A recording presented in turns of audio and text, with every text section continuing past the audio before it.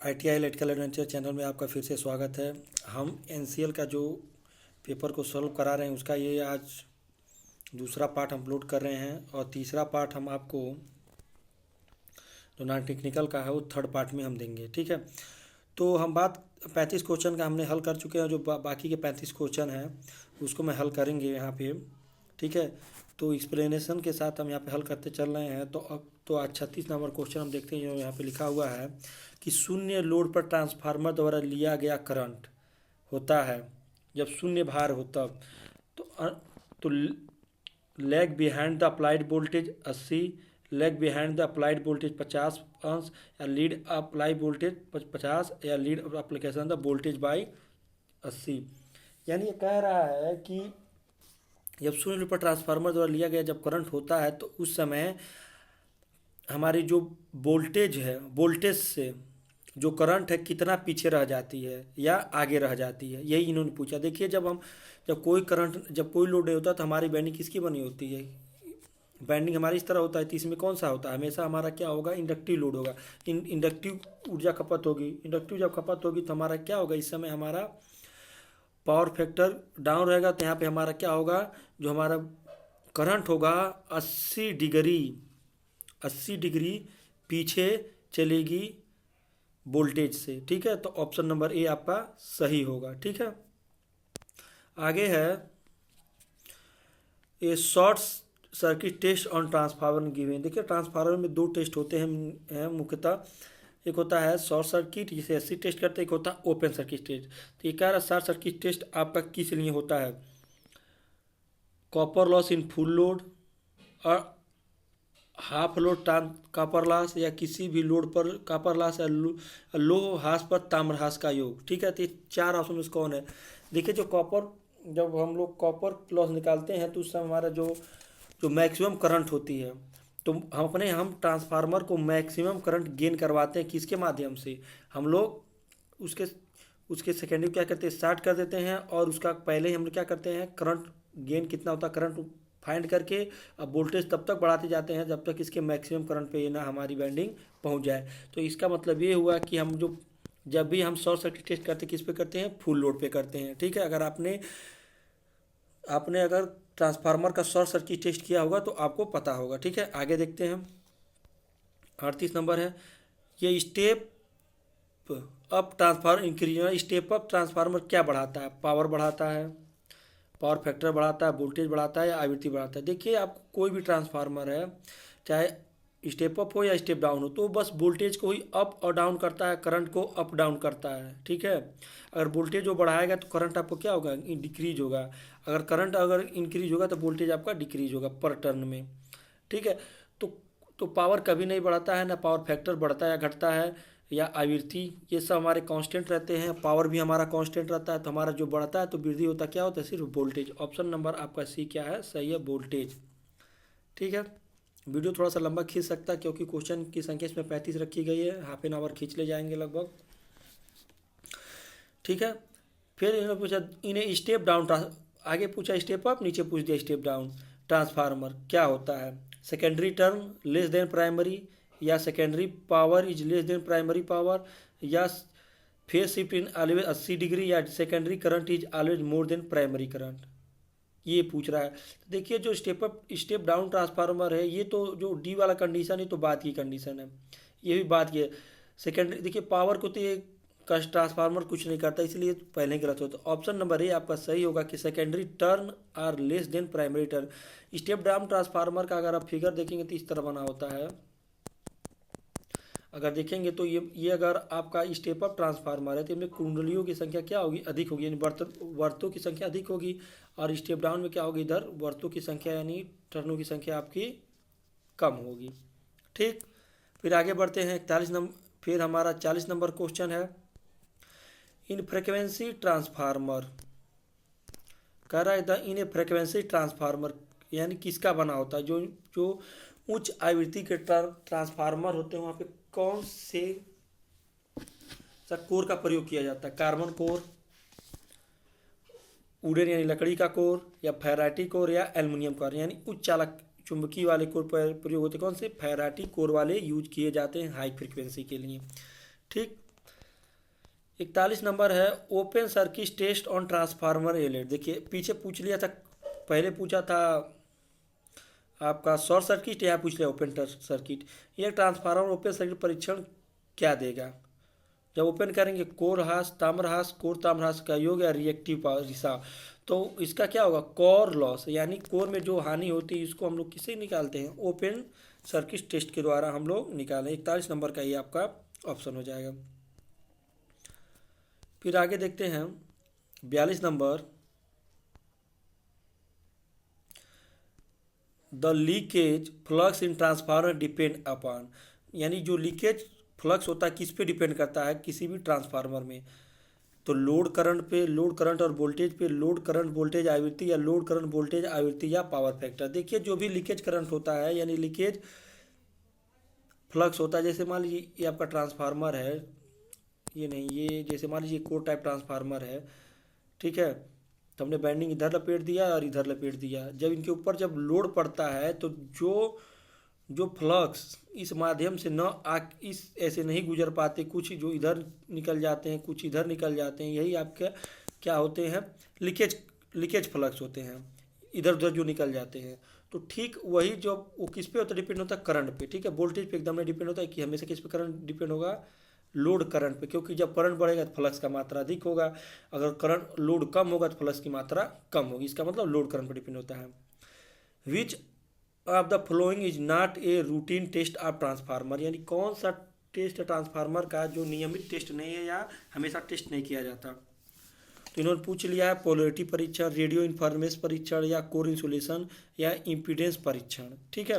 Impedance यानी आपका resistance हो जाएगा, कोर इंसुलेशन कोर का इंसुलेशन और वोल्टेज परीक्षण है। तो जब हमारा पोलैरिटी परीक्षण है तो देखिए जो इसमें से ये बी ऑप्शन है, रेडियो इंटरफेरेंस परीक्षण, यानी रेडियो आपके चलते जो खरखराहट की आवाज़ कभी कभी आ जाती है तो उसमें कितना ये दखल अंदाजी करता है। ये बार बार नहीं चेक होता, एक बार चेक हो गया कि फिर अब 1 साल या 2 साल बाद चेक होता है, बार बार ये चेक नहीं होता है। तो रूटीन टेस्ट में आपको पोलैरिटी टेस्ट कर किया जा सकता है, कोर इंसुलेशन किया जा सकता है और ट्रांसफार्मर का रेजिस्टेंस यानी इम्पीडेंस परीक्षण किया जा सकता है, लेकिन ये बार बार नहीं होता, ठीक है। 44 number, in a transformer is peak voltage is the feed of primary, यानी प्राइमरी को जब पिक वोल्टेज हम देते हैं तो क्या क्या होता है? लो लॉस कम हो जाता है, लो लॉस मतलब लो कोर लॉस बढ़ जाता है, ताम्र हानि कम हो जाती है, ताम्र हानि बढ़ जाती है। तो 44 जब हम पीक टू पीक वोल्टेज देते हैं तो लो लॉस हमारा क्या हो जाएगा? कम हो जाएगा, पीक टू पीक वोल्टेज, ठीक है। पीक टू पीक वोल्टेज यानी आपका कह दिया जाए तो ये जब हमारे ये ऐसे ऐसे करके चलती है, जब हमारी एसी धारा एसी, तो बस ये वाली जो हमको ये वाली करंट मिलती है, ये अदरवाइज ये वाली नहीं मिलती है, ठीक है। अदरवाइज ये नीचे की नहीं मिलेगी, जब जीरो जीरो होगी, यानी पीक टू पीक जब मिलेगा तो हमारा क्या होगा? तो हमारा ट्रांसफार्मर का लो लॉस जो आयरन लॉस है कम हो जाएगा। ध्यान रखिएगा, बहुत अच्छा क्वेश्चन इन्होंने पूछ रखा है। 45 नंबर है, the function of transformer oil in the transformer, यानी तेल का कार्य क्या होता है एक ट्रांसफार्मर में, ठीक है। तो इंसुलेशन और शीतलन प्रदान करना, बिजली सुरक्षा प्रदान करना, शॉर्ट सर्किट सुरक्षा प्रदान करना, चलित पुर्जों को चिकना करना। तो पहला नंबर, ट्रांसफार्मर में कोई भी मूवेबल पार्ट नहीं होता है।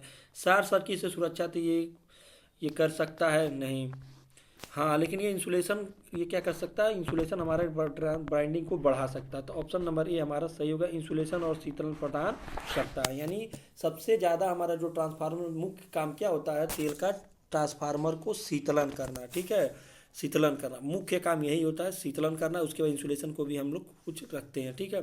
तो शीतलन करना मुख्य काम होता है किसी भी ऑयल का ट्रांसफार्मर में। Bouquets relay in use on, bouquets relay जो होता है, देखिए जो जब आंतरिक फॉल्ट आता है आपके ट्रांसफार्मर में तो बुकेज रिले ही जो होता है क्या करता है? परिपथ से ट्रांसफार्मर को क्या करता है? अलग करता है, ठीक है। एक प्रकार का रिले होता है जो किस में यूज होता है? तेल शीतलक ट्रांसफार्मर यानी ऑयल कूलेड ट्रांसफार्मर में इसका यूज किया जाता है, ठीक है। आगे है, इन डिस्ट्रीब्यूशन ट्रांसफार्मर नॉर्मली, एक वितरण ट्रांसफार्मर क्या होता है?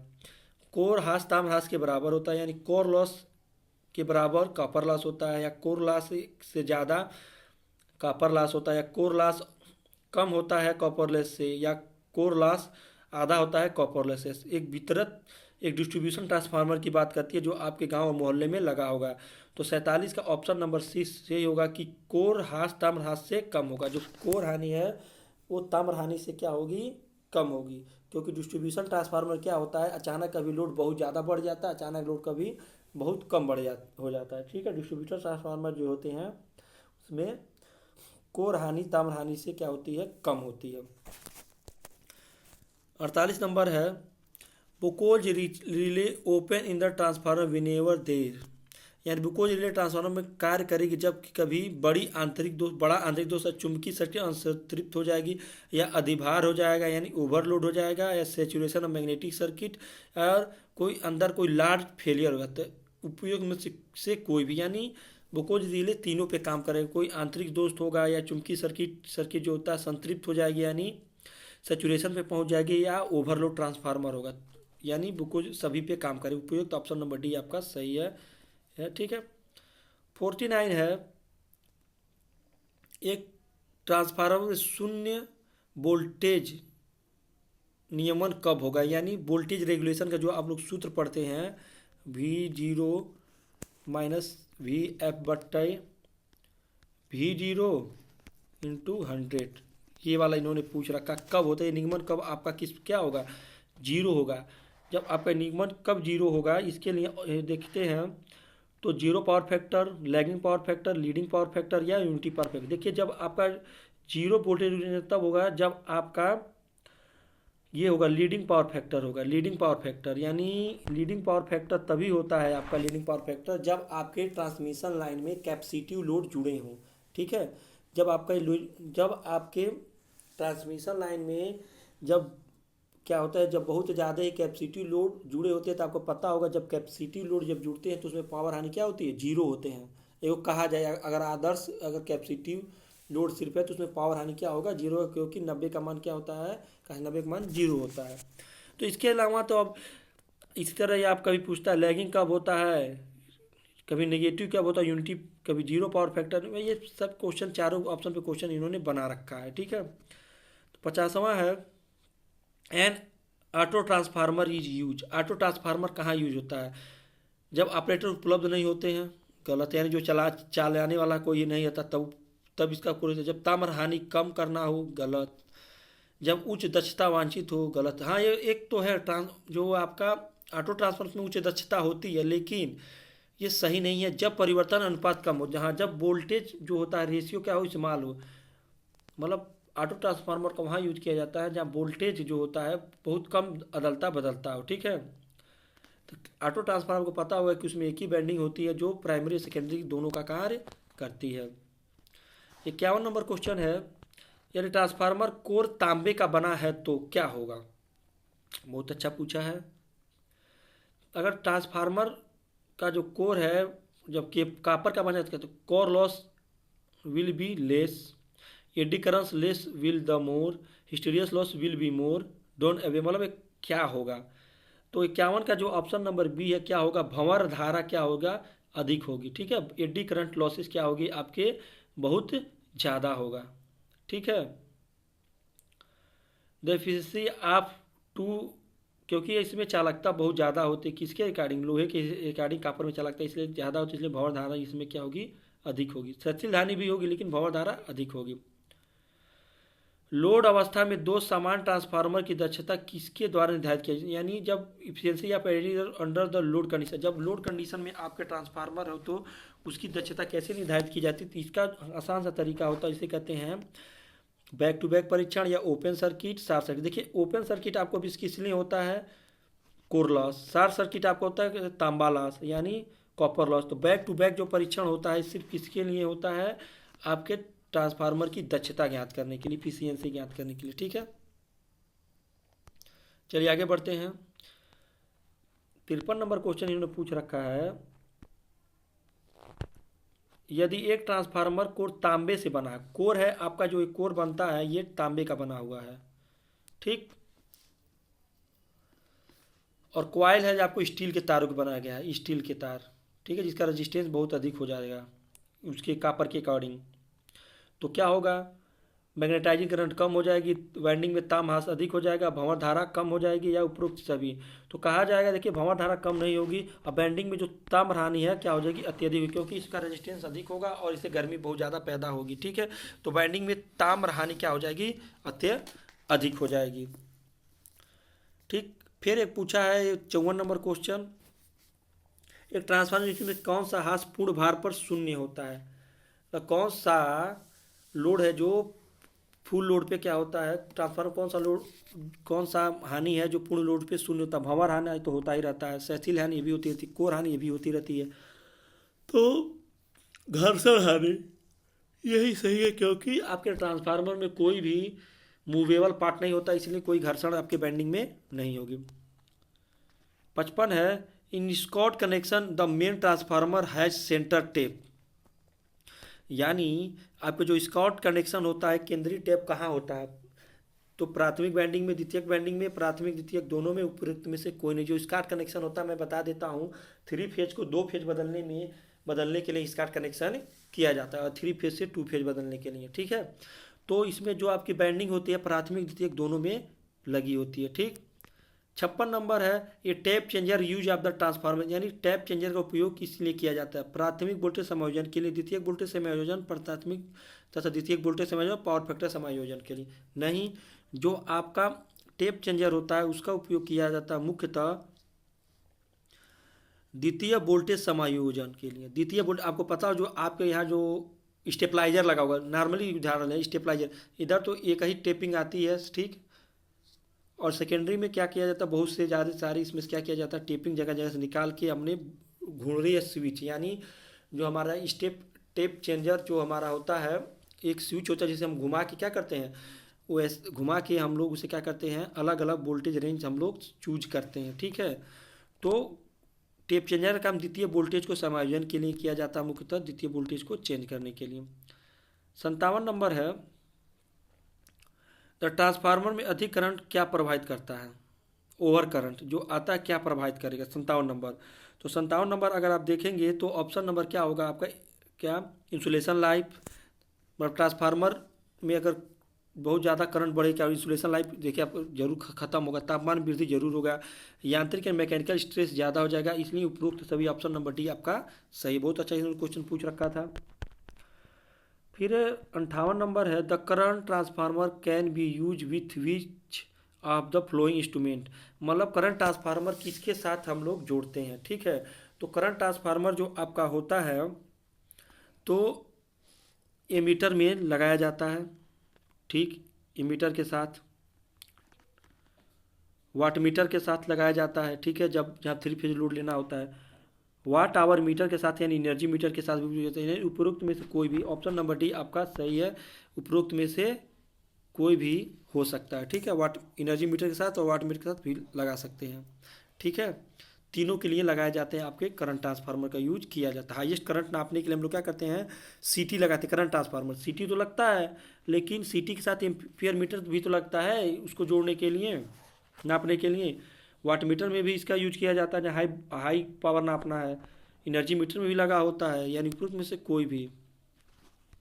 49 है, which of the flowing not a fitting on the transformer. मतलब कौन सा है जो ट्रांसफार्मर के लिए फिट नहीं है। ठीक है, मतलब ट्रांसफार्मर के लिए उपयोगी नहीं है, फिट नहीं है। ब्रीथर जरूरी है, कंजर्वेटर एकदम जरूरी है, बुकुल ड्रिल एकदम जरूरी है, कम्यूटेटर तो आपके डीसी मोटर में लगा होते हैं। ठीक है, तो डीसी मोटर आपका सही होगा। आगे है 60 number, the reactance of the transformer depend on. जो रिएक्टेंस यानी जो होते हैं किस पे डिपेंड करता है आपके ट्रांसफार्मर में, कोर के आकार पे, टैंक के आकार पे नहीं। उपरोक्त सभी गलत हो जाएगा। रिसाव यानी लीकेज प्रवाह यानी लीकेज फ्लक्स पे हमारा डिपेंड करता है रिएक्टेंस। जितना ही हमारा लीकेज होगा उतना ही रिएक्टेंस क्या होगा, अत्यधिक बढ़ता जाएगा। जो पेपर सेटर पूरा ट्रांसफार्मर से और ट्रांसमिशन से पूरा का पूरा उठा लिया है, पूरा का चैप्टर ही उठा लिया है, इसलिए बच्चों को एग्जाम देने में बहुत दिक्कत हुई, क्योंकि इन्होंने क्वेश्चन बहुत डीपली से डीपली बनाते चले गए हैं, क्योंकि क्वेश्चन लगता है 2 ही चैप्टर से बना दिया गया है। आगे है if the frequency of supply voltage double and the loss is increase. यानी जब सप्लाई वोल्टेज जब बढ़ जाती है दोगुनी हो जाती है फ्रीक्वेंसी तो कौन सा ह्रास बढ़ जाएगा, ठीक है। ट्रांसफार्मर का देखिए हमारे साइज तो घट जाएगा, लेकिन इसमें जो भंवर धारा हानि है, ठीक है, एडी करंट है, वो बहुत ज़्यादा बढ़ जाएगा, ठीक है। Eddy current, option number A आपका सत्य, एडी करंट हमारी बढ़ेगी। हिस्टेरिसिस भी बढ़ेगी, लेकिन एडी करंट जो होती है आपके स्क्वायर में होती है, ठीक है। और स्थैल करंट जो हमारा 1.6 से स्टार्ट होता है, तो इसका फार्मूला आप देखिए, दोनों में अंतर होगा, इसलिए स्थैतिक हानि कम होगी, भंवर धारा अधिक होगी, ठीक है।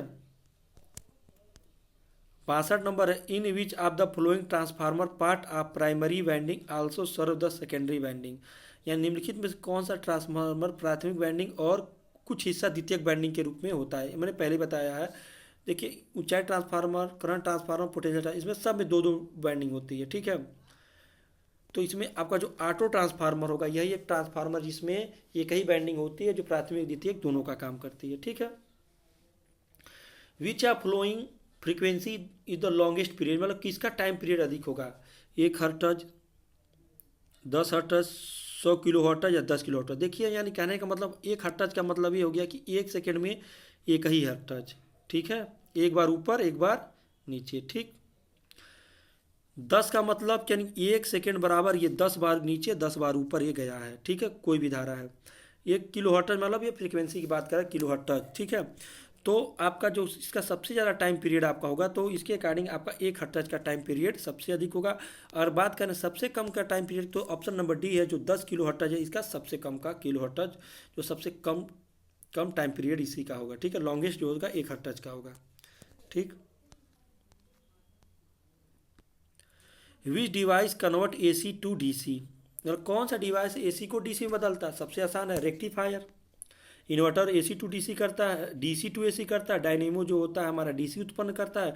थायरिस्टर हमारा एक प्रकार रजिस्टर है, तो रेक्टिफायर ही हमारा एसी टू डीसी करता है। बहुत आसान सा सवाल है। Which colour are wire so the phase या generally house wiring, house wiring में कौन सा है जो जो जनरली फेस वायर होता है। तो फेस वायर आपको पता ही होगा, आपके घर जब लाते हैं, देखिए उसमें दो कलर आता है, लाल काला आता है, पीला काला आता है। तो देखा जाए तो लाल काला, तो यहाँ पे जो लाल है जो रेड होगा हमारा फेस वायर होगा, और काला जो हमारा न्यूट्रल होगा, हरा जो हमारा क्या बोलते हैं अर्थ होगा। तो लाल हमारा क्या होगा फेस वायर होगा। अर्थ इलेक्ट्रोड रेजिस्टेंस, अर्थ इलेक्ट्रोड का रेजिस्टेंस मतलब कहाँ से लिया जाता है, किसके संदर्भ में होता है, ठीक है। तो पृथ्वी के संदर्भ में भू इलेक्ट्रोड का प्रतिरोध, बस बार के संदर्भ में भू इलेक्ट्रोड, कंडक्टर के संदर्भ में, न्यूट्रल के संदर्भ में। देखिए जो भी भू इलेक्ट्रोड होता है, आपको अगर आपने कभी हमारा वीडियो देखा होगा तो मैंने इसका एक वीडियो अपलोड किया था कि कभी भी किसी भी इलेक्ट्रोड का प्रतिरोध भूमि के संदर्भ में ही लिया जाता है, ठीक है। तो मान लीजिए आपका इलेक्ट्रोड है, तो यहाँ से 5 मीटर इधर एक डालेंगे, इधर से 10, इधर से 5 मीटर इधर या 10 मीटर इधर पे हम लोग तार लेके आएंगे, अर्थ इलेक्ट्रोड से मापेंगे, ठीक है। तो भूमि से ही हम लोग भूमि के संदर्भ में ही भू इलेक्ट्रोड का हम लोग प्रतिरोध मापते हैं पृथ्वी के। ऑप्शन नंबर ए आपका सही है। आगे है 67 नंबर है, electrical potential of earth of any point convention taken as, यानी किसी बिंदु पर पृथ्वी का विद्युत क्षमता पारस्परिक रूप से लिया जाता है। देखिए पृथ्वी की जो विद्युत क्षमता होती है, तो विद्युत कोई भी विद्युत जब पृथ्वी में जब जाती है तो वहाँ पे क्या करती है, वो न्यूट्रलाइज यानी जीरो कर देती है। ऑप्शन नंबर आपका बी है, क्या है, जीरो होता है। पृथ्वी की जो पोटेंशियल है वो क्या होती है, हमेशा जीरो होती है, ठीक है। 67 का यही हो गया। 68 है, ग्राउंडिंग इज क्या होता है। ग्राउंडिंग आपका क्या होता है, करंट ले जाने वाले पार्ट को ग्राउंड से कनेक्शन, करंट विहीन पार्ट को ग्राउंड से ले जाने कनेक्शन, किसी भी करंट विहीन वस्तु को ग्राउंड से ले जाने कनेक्शन, अर्थिंग पीट का इंटर कनेक्शन। तो 68 का जो आपका होगा, तो करंट ले जाने वाले पार्ट का ग्राउंड से कनेक्शन, ठीक है। ऑप्शन नंबर ए यहाँ पे इन्होंने सत्य माना है आयोग ने। 69 है, which is not A type of earthing, निम्नलिखित में कौन सा अर्थिंग का प्रकार नहीं है। तो 69 है जो कह रहा है कि इसमें कौन सा अर्थिंग का प्रकार नहीं है, निम्नलिखित में कौन सा अर्थिंग का प्रकार नहीं है। सिस्टम अर्थिंग, उपकरण अर्थिंग, स्थैतिक और बिजली संरक्षण अर्थिंग और संतुलन अर्थिंग। देखिए सिस्टम अर्थिंग होता है, इक्विपमेंट अर्थिंग होता है, स्टैटिक और लाइटिंग प्रोटेक्शन अर्थिंग होता है, लेकिन बैलेंसिंग अर्थिंग कोई नहीं होता। बैलेंस किसी भी अर्थिंग को बैलेंस नहीं किया जाता है, ठीक है। तो आपके 70 नंबर इस तरह आपके 70 क्वेश्चन आपके क्या हुए, ख़त्म हो गए। अब क्या है, ठीक है, आपके 70 क्वेश्चन पूरे ख़त्म हो चुके हैं। अब हम आगे जो नॉन टेक्निकल के जो 30 क्वेश्चन उसका भी हम लोग बता दिया जाएगा। और आपको अगर वीडियो अच्छा लगे तो लाइक और सब्सक्राइब जरूर करें, अपने दोस्तों को जरूर शेयर करें। इसी तरह हम किसी भी एग्ज़ाम का क्वेश्चन पेपर, इलेक्ट्रीशियन के एग्ज़ाम क्वेश्चन पेपर और जॉब के रिलेटेड नोटिफिकेशन जो भी होता है हम लोग अच्छे से डिस्कस करते हैं। ठीक है, तो आज के लिए इतना ही, फिर मिलते हैं नेक्स्ट वीडियो में। Bye bye, take care.